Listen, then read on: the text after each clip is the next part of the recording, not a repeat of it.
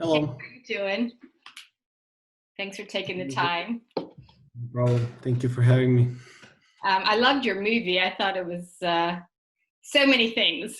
And Thank I mean, it had elements of sort of, farce, and then the bureaucracy, and then the rocking horse. I'd love to find out about that. But how did you come about with the idea for the film, and what was the progression? Well, it was something that happened to me. Like the first scene of the film basically happened verbatim, and I kind of went from there. And I think we've all had like different experience with the bureaucracy in different ways, and I just wanted to see if I can take it to a certain extreme and Hmm. see how far it can go a little bit. Uh-huh. Your actor is so expressive. He's got like just the face, in the room of the confusion. Like, how did you do your casting?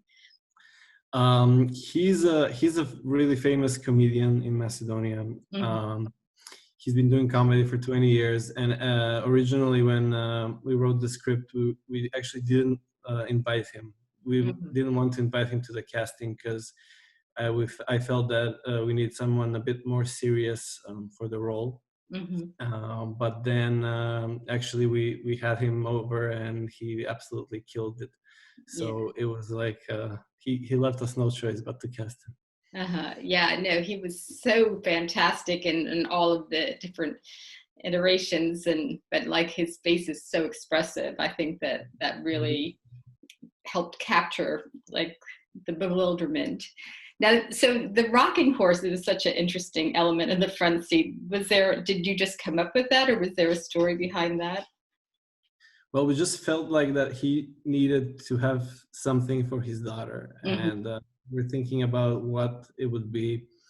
And we chose this rocking horse because it's kind of like his perception of what he should kind of bring, but it's completely the wrong gift. Like his girl is too big for it, and she's not really into it, kind of in a way. Yeah. Um, so it was kind of a good way to symbolize kind of also like his love for his daughter, but also kind of like how out of it he's a little bit in terms of not really knowing her that well. Yeah. And I thought that was a really interesting element of the film, that was not just with the rocking horse, but then when he pours his heart out to the little girl. Yeah. And the whole guy should, like, how did you think of that? Those were just amazing. That scene with the girls in the makeup, that was just fantastic. Well, it's a couple of parts to it.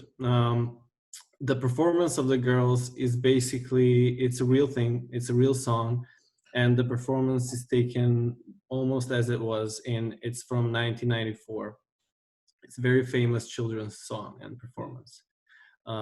And I really wanted to kind of reference it because I think it's brilliant and very absurd part of our kind of history to say.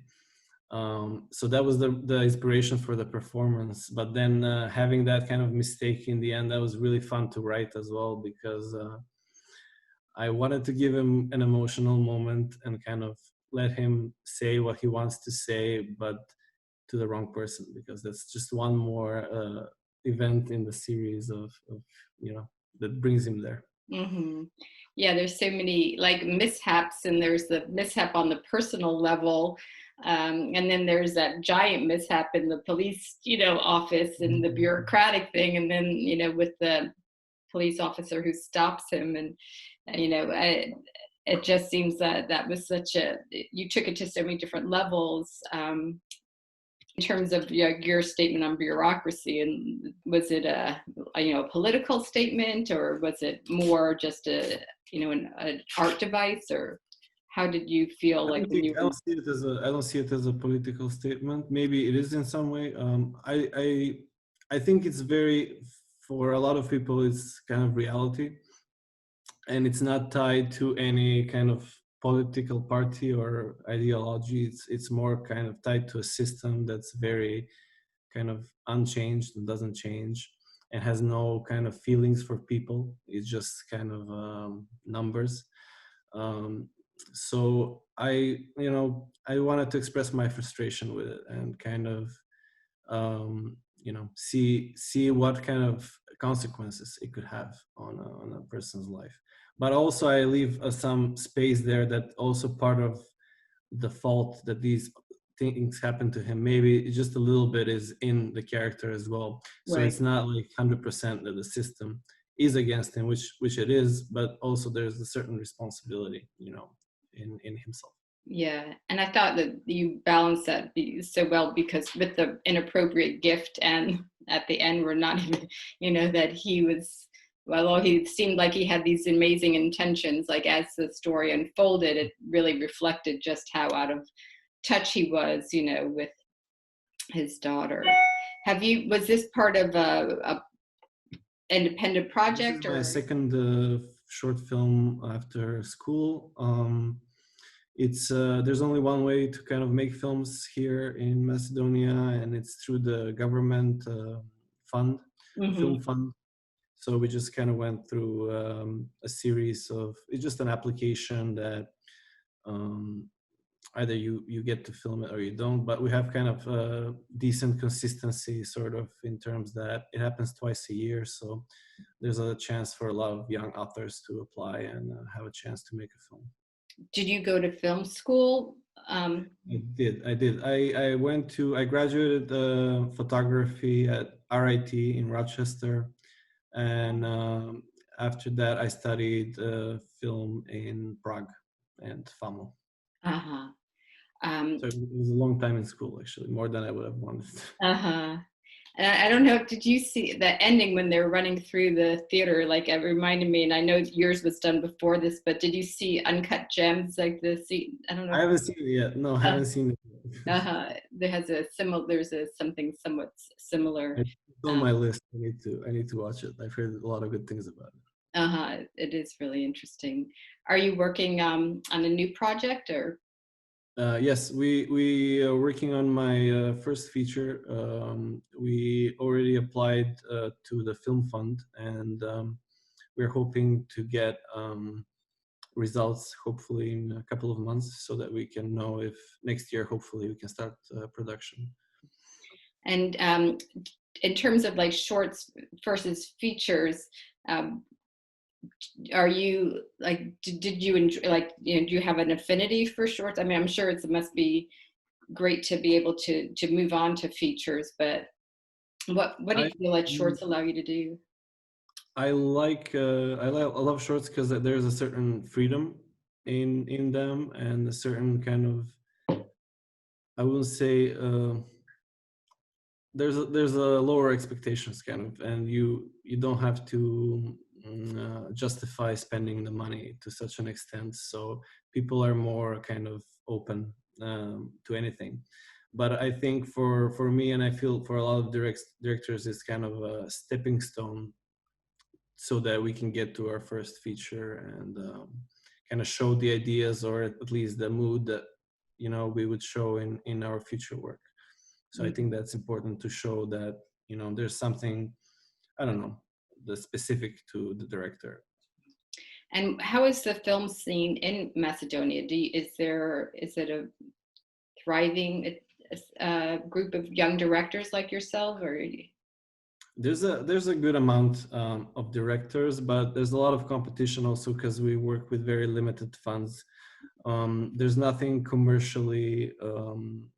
is commercially, how to say, viable. Mhm. You can't make money off of films, and that's kind of the starting point that we all work with. But that also has two sides to it. You also have some more freedom in the terms of what you do, but also I think there should be more money to make more films. I think that's the only way to move forward, I feel, Mhm.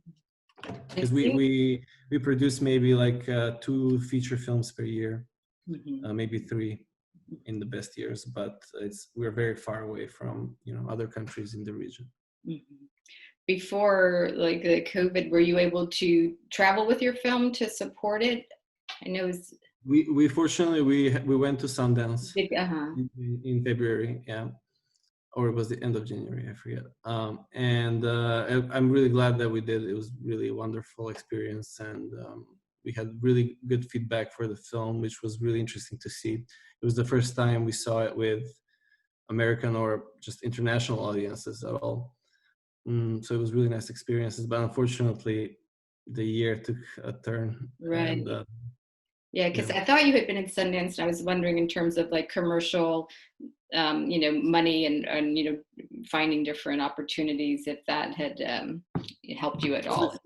Still early to tell. It's definitely opened doors. Definitely put me in touch with people who would be able to help me in the future, but it's still early to say. And I mean, there's also another 120 films that went to Sundance. So, and I'm sure everybody wants to make another film. So we'll see. It's a process. It takes time. I just want to say thank you, and we're looking forward to showing your film, and I really enjoyed watching it, and really wish you best of luck with your feature. Look Thank you. forward to Thank you for support. inviting me. And I just wanted to say that I really appreciated that you're finding ways to, continue the festivals and finding ways to get the film in front of people. So we really appreciate it.